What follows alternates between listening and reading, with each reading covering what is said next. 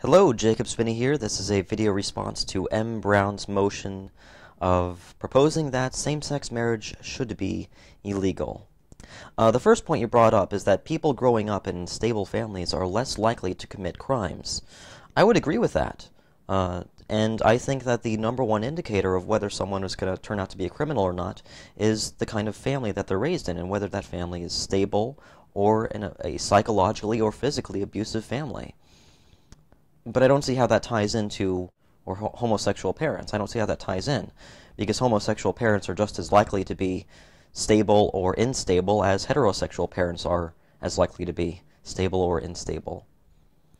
Another point you made was that same-sex marriage poses a challenge to the family. How so?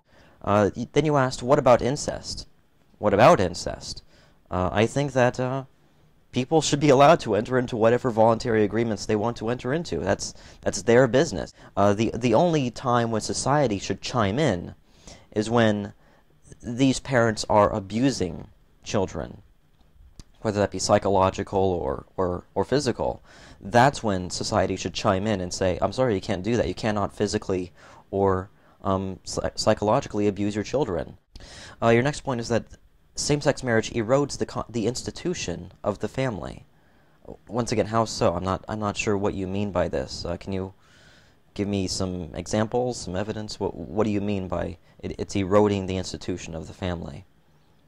I would propose that government should not be in the business of marrying anyone, whether that be heterosexual or homosexual, or incestual or interracial. Marriage is an expressly religious ritual. It's a religious concept, not a government concept.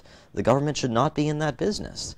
The only thing the government should be doing is enforcing contracts.